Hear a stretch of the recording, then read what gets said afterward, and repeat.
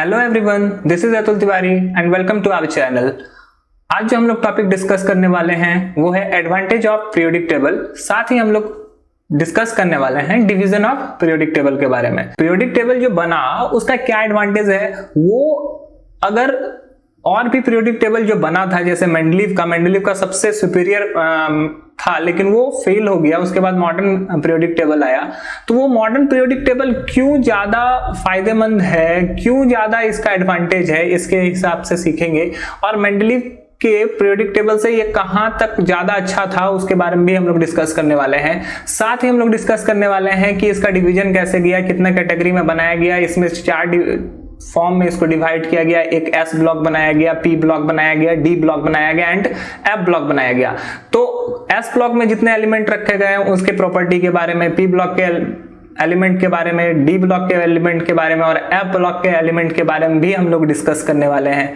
साथ ही हम लोग जानने वाले हैं कि उसका क्या प्रॉपर्टीज होता है। अगर एस ब्लॉक में अगर कोई एलिमेंट है तो वो क्यों है और उसका क्या क्या प्रॉपर्टीज है, पर्टिकुलर तरीके से हम लोग इस चीज को समझेंगे और जानेंगे। तो चलिए स्टार्ट करते हैं आज का टॉपिक।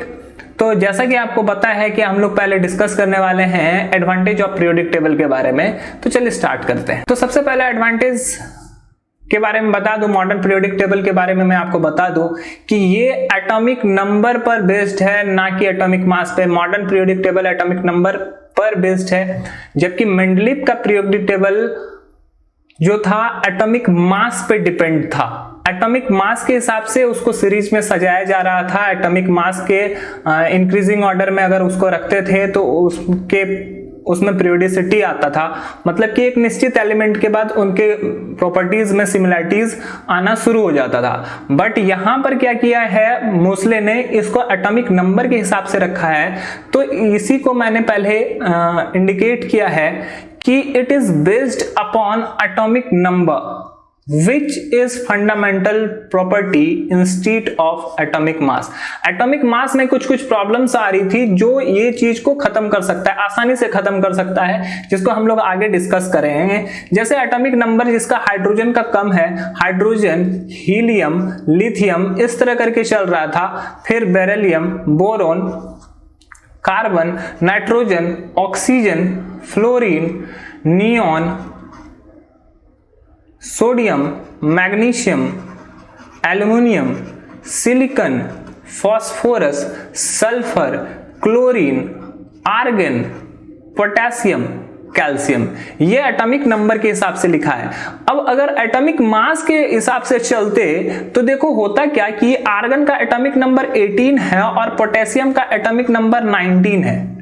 और जब का दोनों का मास निकालोगे तो आर्गन का मास जो होता है वो 39.9, जबकि एटॉमिक मास पोटेशियम का 39.5 के करीब रहता है। तो इस दोनों में अगर एटॉमिक मास के हिसाब से चलें तो पोटेशियम को पहले आना चाहिए और आर्गन को बाद में आना चाहिए। अगर ऐसा होता तो उसमें पीरियोडिसिटी का जो प्रॉपर्टी आता है, जो निश्चित एलिमेंट के बाद उसके प्रॉपर्टी मैच होते हैं, वो गलत हो जाता, वो रॉन्ग प्रूफ हो जाता। तो ये बेसिक चीज को हटा देता है, मतलब कि बेसिक जो गलती है, छोटा गलती है, उस चीज से आसानी से हम लोग आगे निकल सकते हैं। ऐसा एक बार और भी हुआ था मेंडलीव के पीरियोडिक टेबल में। निकेल और कोबाल्ट के बीच में भी ऐसा ही कुछ कंफ्यूजन हुआ था, जो कि वहां पर भी इस चीज को सुधार दिया गया। तो इस तरह से हम लोग एटॉमिक नंबर के हिसाब से अगर चलते हैं तो जिसका एटॉमिक नंबर कम है उसको पहले अगर रखेंगे तो निश्चित ही कुछ निश्चित एलिमेंट के बाद उसका physical and chemical property match करेगा और यही प्रॉपर्टी पीरियोडिसिटी कहलाता है। पीरियोडिसिटी ऑफ कोर्स होगा ही होगा। अब नेक्स्ट है the element have been grouped as S, P, D and F block element. जो एलिमेंट है उसको 4 भाग में बांटा गया। अगर पीरियोडिक टेबल आप लोगों ने देखा होगा ध्यान से तो मैं आपको एक छोटा सा फिगर बना के दिखाता हूं। अगर इस ब्लॉक के बारे में बात करोगे इस तरफ में, जिसमें फर्स्ट ग्रुप में, जिसमें 2 ग्रुप होता है, first group and second group, तो इसमें टोटल 13 एलिमेंट होते हैं। अगर देखोगे ध्यान से तो यहां पे hydrogen, lithium, sodium, potassium, rubidium, caesium और Fr, और यहां पर रहता है बेरिलियम। तो इस तरह से हम लोग देख रहे हो कि यहाँ पे 13 एलिमेंट होता है। एस ब्लॉक का एक और एलिमेंट है जो कि पी ब्लॉक में रहता है, जो कि पी ब्लॉक इस तरफ में रहता है। मैं आपको बता दूं, ये शुरू का जो 2 ग्रुप रहता है वो एस ब्लॉक का है। 3 से लेके 3 टू लेकर 12, थर्ड ग्रुप टू 12, ये ग्रुप जो होता है वो डी ब्लॉक कहलाता है, ये डी ब्लॉक में है। लास्ट का जो 13 टू लेके 18 तक है वो एक्चुअली पी ब्लॉक एलिमेंट है। और पी ब्लॉक में एक एलिमेंट जो हीलियम होता है वो एस ब्लॉक का रखा रहता है, जो कि एक्सेप्शन है या ऐसा बोल सकते हो एक गलती है। और एफ ब्लॉक एलिमेंट जो होता है वो एक्चुअली नीचे में रहता है पीरियोडिक टेबल का, जो कि डी ब्लॉक एलिमेंट से ही निकाला जाता है। डी ब्लॉक का एक एलिमेंट 57 जहां पे लेंथेनाइट्स है और उसके नीचे 89 जो एक्टिनाइट्स है। उस पूरे कैटेगरी को, उस पूरे ग्रुप को नीचे में लाकर रखा जाता है, जो कि लेंथेनाइट्स और एक्टिनाइट्स के नाम से फेमस है। और यहां पर एफ ब्लॉक एलिमेंट होता है। इसमें टोटल अभी तक एफ ब्लॉक एलिमेंट में 28 एलिमेंट नोन है, 28 एलिमेंट का खोज हुआ है, जो कि लेंथेनाइट और एक्टिनाइट्स में आता है, जो एफ ब्लॉक एलिमेंट कहलाता है। जबकि 13 एलिमेंट जो होता है वो एस ग्रुप, एस ब्लॉक में होता है। इसके अलावा अगर बात करें 37 एलिमेंट जो होता है, 37 एलिमेंट वो पी ब्लॉक में रहता है। और 40 एलिमेंट जो होता है वो डी ब्लॉक में रहते हैं। तो इस तरह से अब अगर आप ऐड करते हो तो आपको आसानी से पता चल जाएगा कि कहां पर कितने एलिमेंट दिखते हैं, आपको कहां पर कितने एलिमेंट हैं।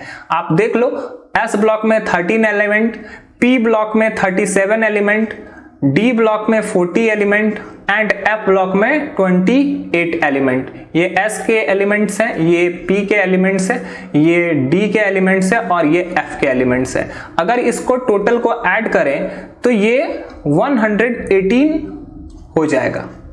आप अगर ध्यान से ऐड करोगे तो अभी तक हम लोग को पता है कि 118 एलिमेंट ही पाया जाता है। अब इसके और आगे चलते हैं तो आपको देखने को मिलेगा, in the long form of periodic table the elements are arranged in increasing order of their atomic number, therefore no separate place required for isotopes. अब देखो कि सब का एटॉमिक नंबर के हिसाब से जोड़ा गया। जिसका एटॉमिक नंबर 1 है उसका पोजीशन 1 है, जिसका एटॉमिक नंबर 2 है उसका पोजीशन 2 है, जिसका 3 है। तो ये एटॉमिक नंबर के हिसाब से अरेंज किया गया है। अगर देखोगे एटॉमिक नंबर तो हाइड्रोजन का एक आइसोटोप है जिसका नाम है ड्यूटेरियम और एक और आइसोटोप है जिसका नाम है ट्राइटियम। तो ये हाइड्रोजन के आइसोटोप्स हैं। हाइड्रोजन का एटॉमिक नंबर 1 और एटॉमिक मास 1, ड्यूटेरियम का भी एटॉमिक नंबर 1 और एटॉमिक मास 2 और ट्राइटियम का एटॉमिक नंबर 1 और एटॉमिक मास 3 है। तो तीनों का एटॉमिक नंबर 1 है, इसी वजह से ये तीनों एक ही प्लेस पर रहेगा। हाइड्रोजन, ड्यूटेरियम, ट्रिटियम सब जो भी एटॉमिक नंबर है उसका आइसोटोप्स भी उसी पोजीशन पर रहेगा। अगर मान लो कार्बन के बारे में बात करते हैं, एक कार्बन होता है C612 जिसका एटॉमिक मास होता है, एक कार्बन होता है C613 और एक कार्बन होता है C614। तो यहां पर तीनों का एटॉमिक नंबर आप ध्यान से देखोगे तो तीनों का एटॉमिक नंबर 6 है। तो इसका पोजीशन सेम है, जबकि इसका मास अलग अलग रहने का कोई फर्क नहीं पड़ता। अगर वही मेंडलीफ के पीरियोडिक टेबल में चलते तो मेंडलीफ के पीरियोडिक टेबल में बताया गया था कि अलग अलग एटॉमिक मास को अलग अलग तरीका से रखना है। तो एटॉमिक मास भले यहां पर हाइड्रोजन का 1 है, ड्यूटेरियम का 2 और ट्राइटियम का 3, तो ये 3 अलग अलग पोजीशन पर रखा जाता है। हाइड्रोजन अलग जगह पे रहता है, ड्यूटेरियम अलग जगह पे रहता है, ट्राइटियम अलग जगह पे रहता है। फिर इसका जो इससे जो ज्यादा मास होता, चाहे हीलियम का हो या लिथियम का हो, वो इसके बाद आता। तो ऐसा अगर रखा जाता तो ऑफकोर्स ये जो है थ्योरी वो फेल हो जाता। तो हम लोग को ये चीज समझना होगा। बात करते हैं the position of some elements which are misfit of the basis of atomic mass is not because argon has atomic number 18 which is less than that the potassium which is 19। Mendeleev के periodic table में कुछ ऐसे भी चीज थे जो कि misfit हो गया था, जैसा कि मैंने आपको पहले भी बताया, आर्गन एटॉमिक नंबर 18 और एटॉमिक मास जो था 39.9, जबकि पोटेशियम का एटॉमिक नंबर 19 और इसका एटॉमिक मास 39.5 होता है। तो अगर रूल के हिसाब से चलें, मेंडलीफ के रूल के हिसाब से, तो पोटेशियम को पहले रखना चाहिए और आर्गन को उनको बाद में रखना चाहिए, बट उन्होंने ऐसा किया नहीं था, जो उनका रॉन्ग हुआ था। लेकिन यहां पर क्या है, यहां पर मॉडर्न पीरियोडिक टेबल में इसको एटॉमिक नंबर के हिसाब से अगर रखा गया है तो एटॉमिक नंबर के हिसाब से ये सही है। एटॉमिक नंबर से आर्गन ये 18 हुआ और पोटेशियम ऑफकोर्स 19 हुआ। तो अगर 18 है तो वो ऑफकोर्स पहले आ रहा है और उसका मास कुछ भी रहो, उससे कोई फर्क नहीं पड़ना चाहिए। पोटेशियम 19 है, उसका मास कुछ भी हो, उससे फर्क नहीं पड़ना चाहिए। अगर ये सीरीज में है तो ये पीरियोडिसिटी भी इसमें आ रहा है। साथ साथ हम लोग देख रहे हैं कि पीरियोडिसिटी के साथ साथ वो सारे रूल्स को फॉलो भी कर रहा है जितना कि पीरियोडिक टेबल में यूज हो रहा है। ऐसा ही एक पेयर यहाँ पे कोबाल्ट और निकेल के साथ भी हुआ है। तो कोबाल्ट का एटॉमिक मास ज्यादा होता है जबकि निकेल का एटॉमिक मास थोड़ा कम होता है। लेकिन अगर कोबाल्ट का एटॉमिक नंबर 27 और निकेल का एटॉमिक नंबर 28, तो अगर मेंडलीफ के पीरियोडिक टेबल में जाते तो ऑफकोर्स ये गलत हो जाता, क्योंकि निकेल को पहले रखना होता और कोबाल्ट को बाद में। लेकिन यहां पर देखिए मॉडर्न पीरियोडिक टेबल में ये एकदम सही सीक्वेंस से जा रहा है। जो कि मिसफिट हो गया था मेंडलीफ के पीरियोडिक टेबल में, वो यहां पर कंप्लीटली अपने आप सॉल्व हो जा रहा है। इसके आगे चलते हैं। Metals, non metals, metalloid, transaction element, lanthanides and actinides are now better classified. अगर आप ध्यान से देखोगे तो यहां पर मेटल का अलग कैटेगरी बनाया गया है। अगर पीरियोडिक टेबल आपने देखा है तो मैं आपको दिखा सकता हूं पीरियोडिक टेबल, और उसमें metal, non metal, lanthanide, actinides सब चीज अलग अलग कैटेगरी में बांटा गया है। यहां लेफ्ट साइड में अगर देखोगे, ये लेफ्ट साइड है, अगर लेफ्ट साइड में आप देखोगे मेटल्स का है और राइट साइड में जो होता है वो नॉन मेटल इस तरफ में हो रहता है, राइट साइड में नॉन मेटल रहता है। सबसे लास्ट ग्रुप जो है, सबसे लास्ट ग्रुप वो इनर्ट गैस का है। इसके लिए हम लोग को इनर्ट गैस का लिए भी कुछ खोजना नहीं है कि नॉन मेटल में इनर्ट गैस होगा, ये नहीं है। इनर्ट गैस के लिए एक स्पेशल ग्रुप बनाया गया है। जबकि लेंथेनाइट्स का एक अलग ग्रुप बनाया गया है, नीचे में एफ ब्लॉक में आता है। एक्टिनाइट्स भी उसी के नीचे एफ ब्लॉक में आता है।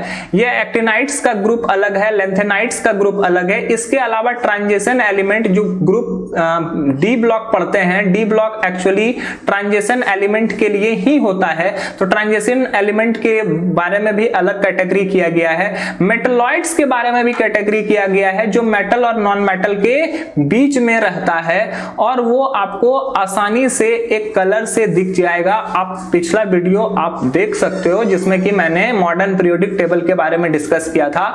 वहां पर मैंने आपको ये सारे चीजों के बारे में डिस्कस किया है, तो आप उस वीडियो को देखकर अंदाजा लगा सकते हो, देख सकते हो कि ये कैसे क्लासिफाइड किया गया है। यहां पर हर तरीका से हर एलिमेंट को अच्छे तरीका से कैटेगराइज किया गया है, चाहे वो किसी भी तरह का हो, ट्रांजिशन एलिमेंट हो, लेंथेनाइट्स हो, एक्टिनाइट्स हो, मेटलॉइड्स हो, या फिर मेटल हो या नॉन मेटल हो, कुछ भी हो। अब मेटल में भी कैटेगरी किया गया है, एल्कलाइन अर्थ मेटल है, एल्कली मेटल है, उन सबको भी कैटेगरी किया गया है।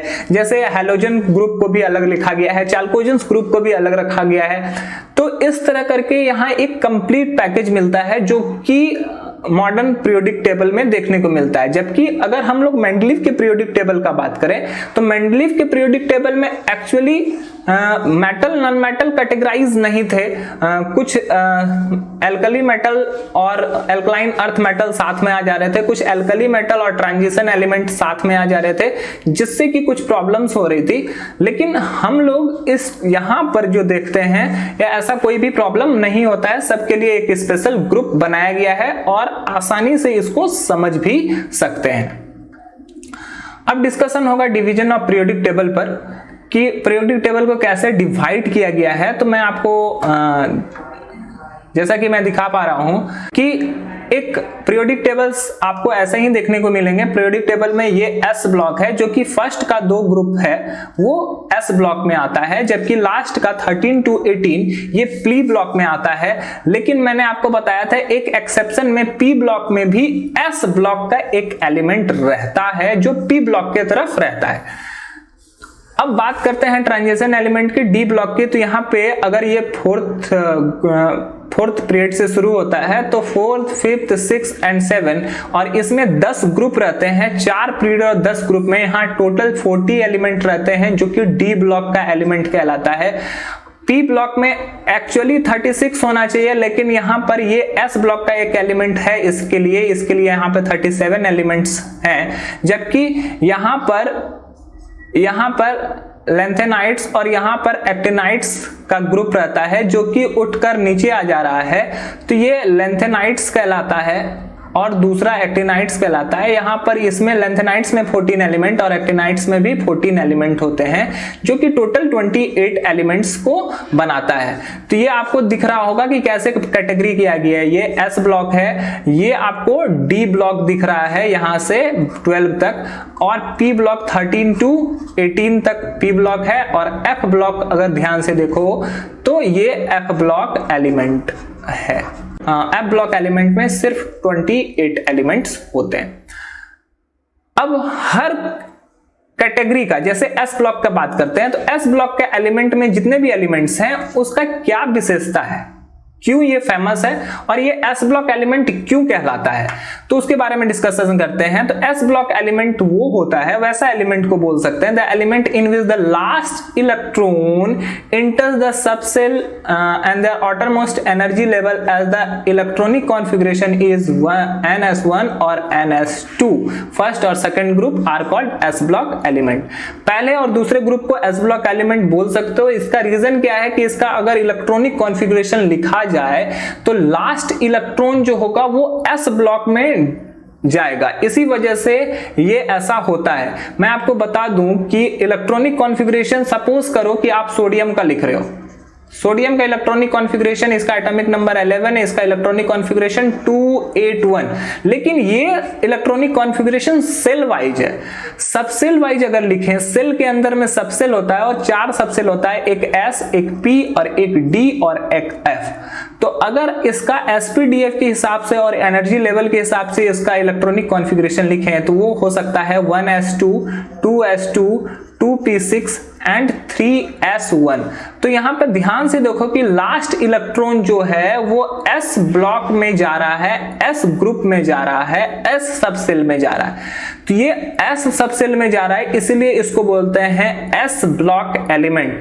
उसी तरह अगर हम लोग मैग्नीशियम का एक मैग्नीशियम ले लें तो मैग्नीशियम के बारे में एटॉमिक नंबर 12, इसका इलेक्ट्रॉनिक कॉन्फ़िगरेशन 282, लेकिन इसी को सबसेल वाइज लिखें तो ये 1s2, 2s2, 2p6 and 3s2 होगा। तो यहां पे देखो, या तो 3s में यहां पे 1 इलेक्ट्रॉन होगा या 2 इलेक्ट्रॉन होगा, लेकिन जो एंड होगा वो s में ही होगा, इसलिए इसको s ब्लॉक एलिमेंट बोलते हैं। अगर फर्स्ट ग्रुप होगा तो उसका जो इलेक्ट्रॉनिक कॉन्फ़िगरेशन एंड होगा वो S1 पर एंड होगा, और अगर ग्रुप 2 लेते हैं, सेकंड ग्रुप लेते हैं, तो उसका जो इलेक्ट्रॉनिक कॉन्फ़िगरेशन S2 पर एंड होता है। तो ये इसका S ब्लॉक एलिमेंट कहलाता है। अब इसका प्रॉपर्टी क्या क्या है, तो S ब्लॉक एलिमेंट में जितने भी मेटल होते हैं वो ज्यादातर मेटल सॉफ्ट होते हैं, जैसा कि आपको पता भी होगा सोडियम, पोटेशियम, लिथियम, ये सब इतना ज्यादा सॉफ्ट होता है तो it can cut with knife, इसको नाइफ से आप काट सकते हो। ये सॉफ्ट होता है, इसका डेंसिटी कम होता है, इसका डेंसिटी के साथ साथ इसका बॉइलिंग पॉइंट, मेल्टिंग पॉइंट भी बहुत ज्यादा हाई नहीं होता, तो ये सॉफ्ट होता है, इसको आप काट सकते हो, नाइफ से काट सकते हो। तो ये जनरली सॉफ्ट होते हैं, आसानी से इलेक्ट्रॉन डोनेट कर देते हैं। तो नेक्स्ट चलते हैं, इसका नेक्स्ट प्रॉपर्टी क्या है, तो अगर नेक्स्ट प्रॉपर्टी के बाद बोलें तो they have low ionization energy. Ionization energy इसका लो क्यों होता है, क्योंकि ये बहुत ज्यादा हाईली रिएक्टिव होते हैं, बहुत ज्यादा इलेक्ट्रोपॉजिटिव होते हैं। बात करते हैं सोडियम का। सोडियम के आउटर मोस्ट शेल में 1 इलेक्ट्रॉन है, ये 1 इलेक्ट्रॉन को तो तेजी से निकाल देता है। अगर ये 1 इलेक्ट्रॉन को तेजी से निकालकर Na+ आयन बन गया तो इसको ज्यादा एनर्जी, ये इलेक्ट्रॉन को निकालने में ज्यादा एनर्जी नहीं लगाना पड़ा, थोड़ा सा ही एनर्जी लगाने पर वो इलेक्ट्रॉन क्या हुआ, डोनेट कर दिया। क्यों? क्योंकि हाईली इलेक्ट्रोपॉजिटिव है, और हाईली इलेक्ट्रोपॉजिटिव रहने की वजह से अगर एनर्जी यहां पर कम लग रहा है तो इसीलिए हम लोग बोल सकते हैं लो आयनाइजेशन एनर्जी। लो आयनाइजेशन एनर्जी ये हम लोग बोल सकते हैं। रीजन क्या है? क्योंकि ये बहुत ज्यादा हाईली इलेक्ट्रोपॉजिटिव एलिमेंट है। इसके बाद चलते हैं थर्ड पॉइंट पर। They are very reactive and for ionic compound, ये आसानी से रिएक्टिव होते हैं, ये आसानी से आयनिक कंपाउंड बना सकते हैं। जैसे Na है, Na का इलेक्ट्रॉनिक कॉन्फ़िगरेशन 281, ये 1 इलेक्ट्रॉन को आसानी से डोनेट कर सकता है, Na+ बना सकता है। अगर ये Na किसी Cl से जुड़ गया तो NaCl, यहाँ पर जो कंपाउंड बन रहा है NaCl वो एक्चुअली आयनिक कंपाउंड है, क्योंकि जब इसको ब्रेक करोगे तो वो आयन में कन्वर्ट होगा। और मैंने आपको इसके बारे में पहले ही बताया है कि आयनिक कंपाउंड क्या होता है। अगर आपने ये नहीं देखा है तो मेटल और नॉन मेटल में ये मैंने डिस्कस किया है, आप उस चैप्टर में जाकर वीडियो देख सकते हो।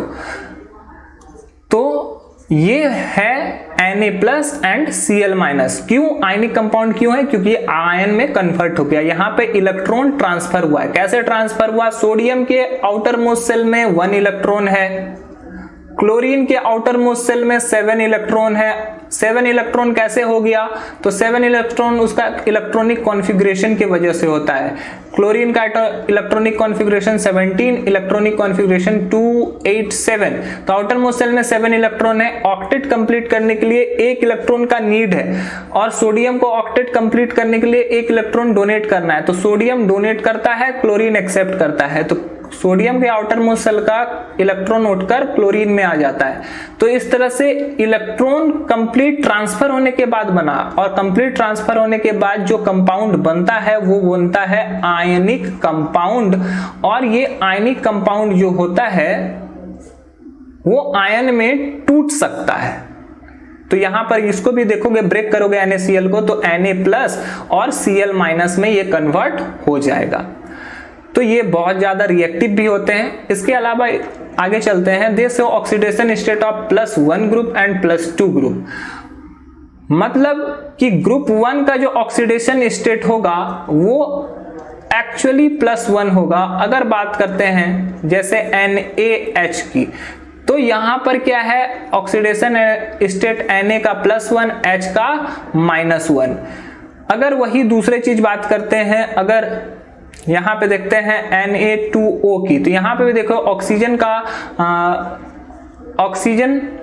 का जो ऑक्सीडेशन स्टेट है -2, और सोडियम का X मान लेते हैं और इसका 0, तो X = 0 + 2। अगर ध्यान से देखोगे तो X का वैल्यू 1 आएगा। एक और करके देखते हैं, अगर जैसे K2O, पोटेशियम का हम लोग को ऑक्सीडेशन स्टेट निकालना है। सपोज कर लो वो X है, तो पोटेशियम X, और पोटेशियम के जगह पर ये 2 पोटेशियम है, इसके लिए 2 से मल्टीप्लाई करेंगे। ऑक्सीजन का ऑक्सीडेशन स्टेट जो होता है -2 होता है, और ऑक्सीडेशन स्टेट का जो सम होता है वो 0 के इक्वल होता है। तो इस सभी को ऐड करेंगे तो 0 हो जाएगा। 2 × X, 2X -2 = 0। देन 2x = ये -2 दूसरी तरफ जाएगा तो +2, और x जो होगा वो 2/2 मीन्स 1। तो आप देख रहे हो ग्रुप 1 में जितने भी एलिमेंट होगा उसका ऑक्सीडेशन स्टेट +1, जबकि ग्रुप 2 में रहने वाले के ऑक्सीडेशन स्टेट +2 होगा। जैसे कि हम लोग देख सकते हैं MgO, तो मैग्नीशियम ऑक्साइड है, Mg का ऑक्सीडेशन स्टेट x है और ऑक्सीजन का -2 है। इन सभी का सम 0 होना चाहिए। x = हो जाएगा, -2 दूसरी तरफ जाएगा तो वो +2 में कन्वर्ट हो जाएगा। तो देख रहे हो ग्रुप फर्स्ट का ऑक्सीडेशन स्टेट +1 और ग्रुप 2 का ऑक्सीडेशन स्टेट +2 होगा। And they are good reducing agent. Reducing agent किसको बोलता है? जो रिडक्शन कराने में हेल्प करता है। ऑक्सीडेशन जिसका होता है उसको रिड्यूसिंग एजेंट बोलते हैं। मीन्स सिंपल सा चीज समझो कि जो रिडक्शन कराने में बहुत ज्यादा हेल्प करता है वो रिड्यूसिंग एजेंट है। बहुत सारे रिएक्शन में NiAl H2 ये सब रिड्यूसिंग एजेंट के तरह काम करता है।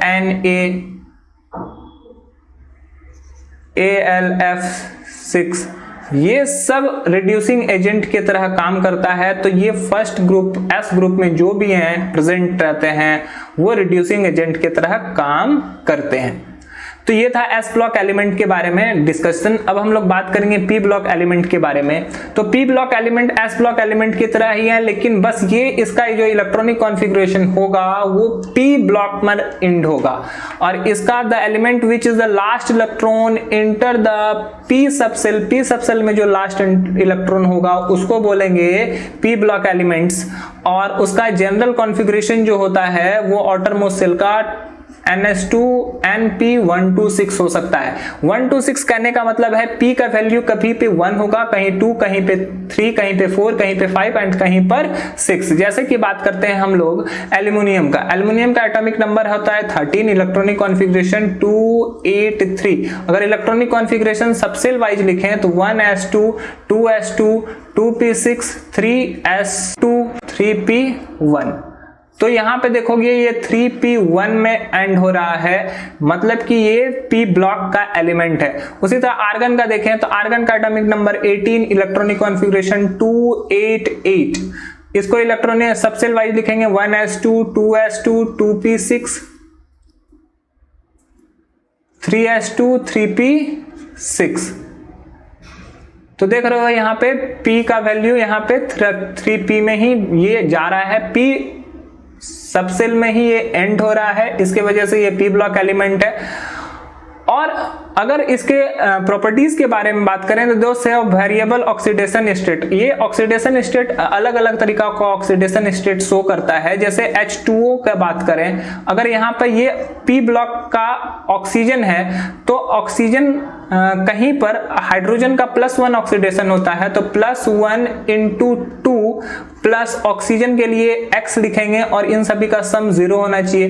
तो ये +2 + x = 0 और x का वैल्यू यहाँ पे -2। तो ऑक्सीजन का यहाँ पे वैल्यू -2 है। बट अगर वही दूसरा एग्जांपल लें H2O2, अगर ऐसा एग्जांपल लें तो हाइड्रोजन का +1 होता है तो 2 × +1 एंड ऑक्सीजन का होना चाहिए, ऑक्सीजन का हम लोग ले लेते हैं x × 2, 2x है = 0।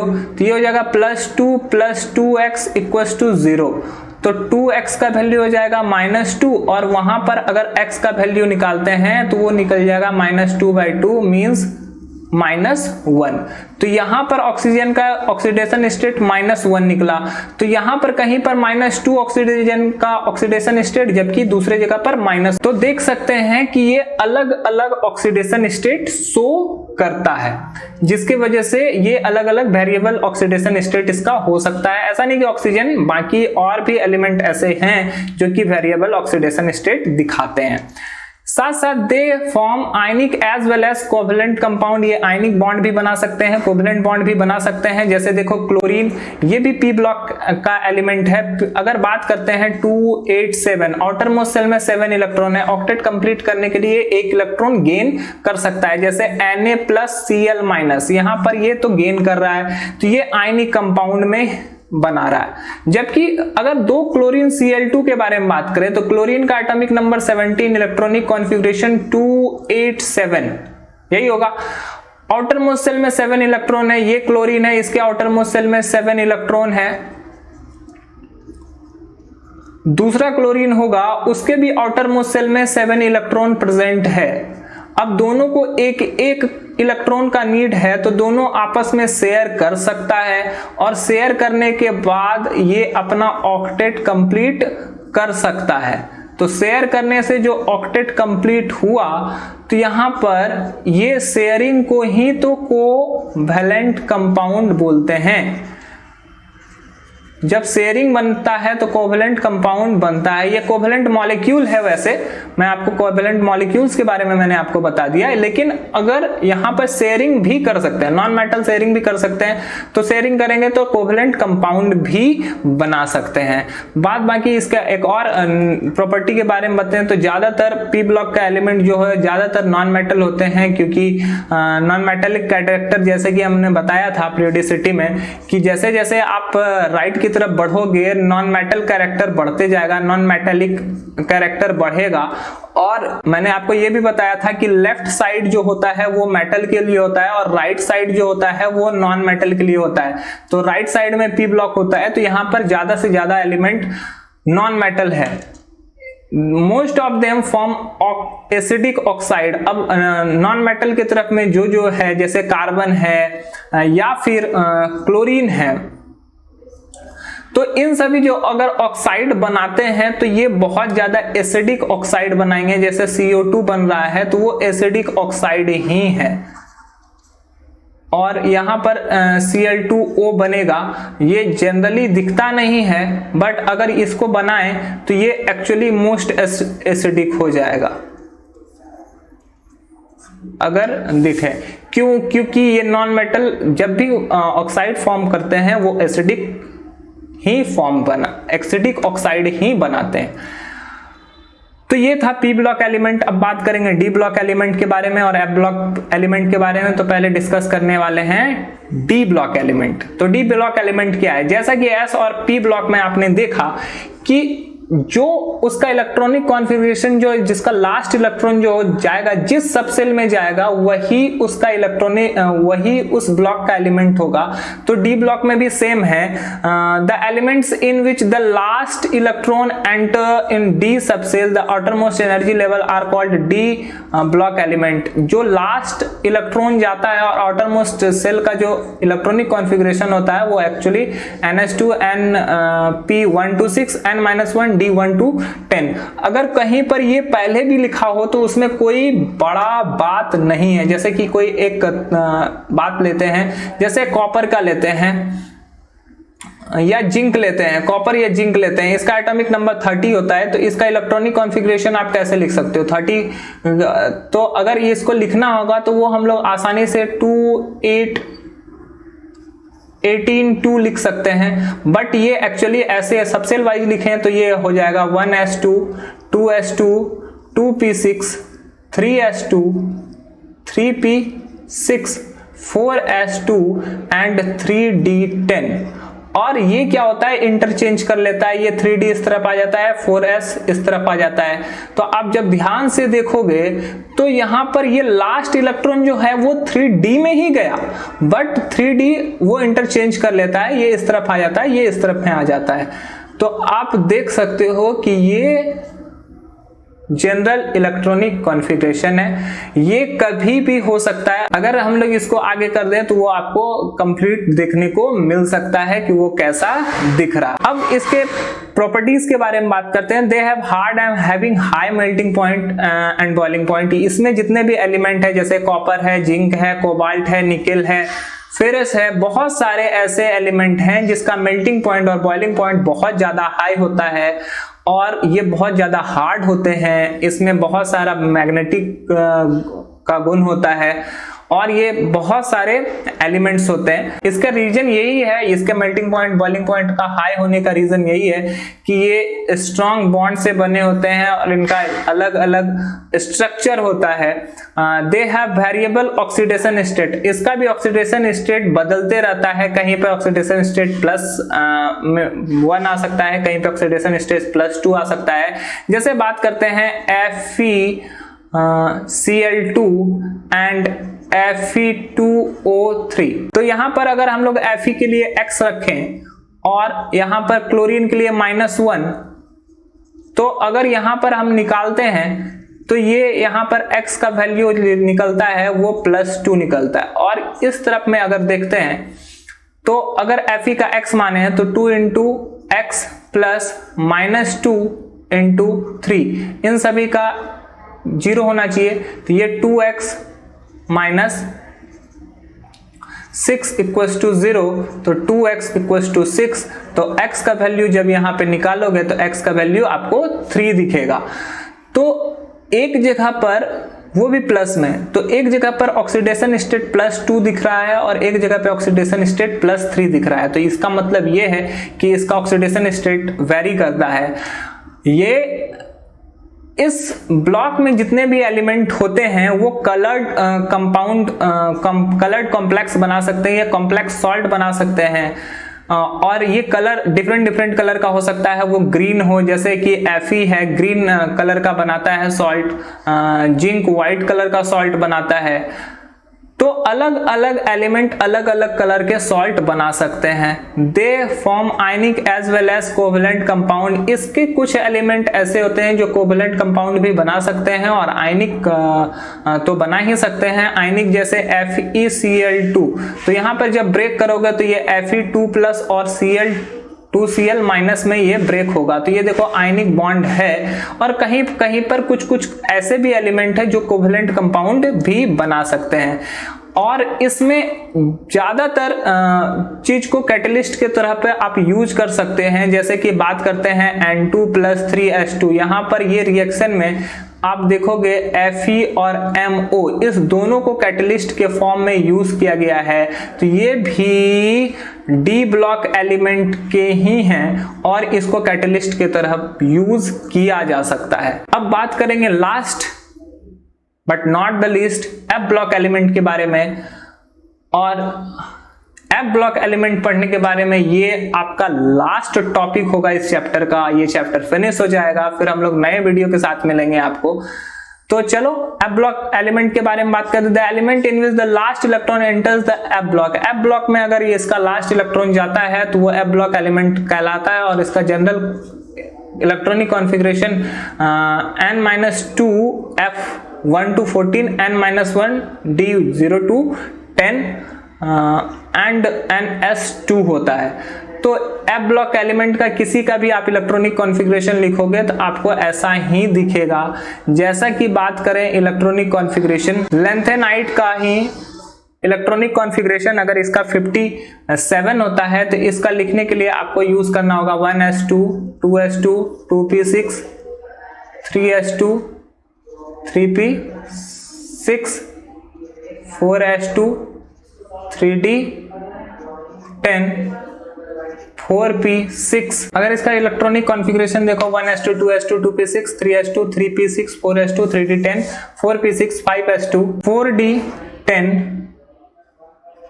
5p6 6s2 एंड 4f1 हो जाएगा।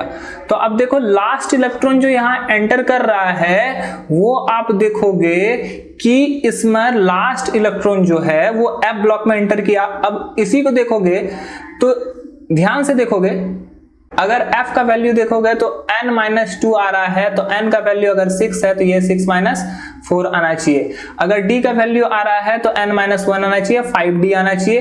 एंड अगर p का वैल्यू अगर ये देखो p का वैल्यू एक्चुअली ये n-1 होना चाहिए और ये n के फॉर्म में होना चाहिए। इस तरह करके ये d के लिए सुटेबल नहीं है n-1, ये p के लिए सुटेबल होता है जो 0 to 6 होता है। तो आपको ये याद रखना होगा कि इसका इलेक्ट्रॉनिक कॉन्फ़िगरेशन जो एनर्जी लेवल होता है उसको आपको याद रखना है। तो इसका लास्ट इलेक्ट्रॉन जो एंटर करेगा वो एफ ब्लॉक में ही एंटर करेगा। तो ये जनरल इलेक्ट्रॉनिक कॉन्फ़िगरेशन होता है और इसी को एफ ब्लॉक एलिमेंट कहते हैं। इस एलिमेंट में भी जितने भी एलिमेंट होंगे वो भी वेरिएबल ऑक्सीडेशन स्टेट दिखाएंगे, अलग अलग ऑक्सीडेशन स्टेट होगा, कहीं पर +1 कहीं पर -1, इस तरह करके दिखेगा। अलग अलग जगह पर अलग अलग तरीका का ऑक्सीडेशन स्टेट दिखाता है। जनरली ये भी हार्ड मेटल होते हैं और स्ट्रॉन्ग मेटल होते हैं, जिसके वजह से इसका मेल्टिंग पॉइंट और बॉइलिंग पॉइंट बहुत ज्यादा हाई हो जाता है और साथ साथ इसका डेंसिटी भी हाई होता है क्योंकि वो बहुत ज्यादा हार्ड हो जाता है, जिसके वजह से इसका डेंसिटीज भी बहुत ज्यादा हाई हो जाता है, कम स्पेस लेते हैं और ज्यादा एलिमेंट रख सकते हैं। जैसा कि मैंने यूरेनियम के बारे में सुना है, यूरेनियम बहुत ज्यादा कॉस्टली है और बहुत कम यूरेनियम में बहुत ज्यादा मात्रा में बहुत सारा चीज बना सकता है जो कि एक्सप्लोजन में भी यूज किया जाता है। दे फॉर्म कलर्ड कंपाउंड, और इसमें भी जो कंपाउंड बनेंगे ये डिफरेंट डिफरेंट कलर के बनेंगे, जैसे एक्टिनाइट्स है या लैंथेनाइट्स है, ये अलग अलग फॉर्म के अलग अलग कलर के चीज बनाते हैं, कोई वायलेट, कोई ग्रीन, कोई पिंक, ऐसे कलर का फॉर्मेशन यहाँ होता है। Most of the element of actinide series are radioactive, और एक्टिनाइट सीरीज में जितने भी एलिमेंट हैं उसमें ज्यादातर एलिमेंट, लगभग 8 से 9 एलिमेंट जो होते हैं, 14 एलिमेंट्स में 8 to 9 element radio active element होते हैं। तो आज की क्लास में इतना ही। ये था एफ ब्लॉक एलिमेंट। हम लोगों ने आज की क्लास में जो डिस्कस किया है वो है division of periodic table and advantage of periodic table. Division 4 block में किया गया था, एस, पी, डी और एफ। हम लोगों ने चारों के बारे में पढ़ा, चारों के प्रॉपर्टीज के बारे में पढ़ा। आज की क्लास में इतना ही। That's all, thank you. Next class में मिलेंगे हम लोग नए वीडियो के साथ। Thank you.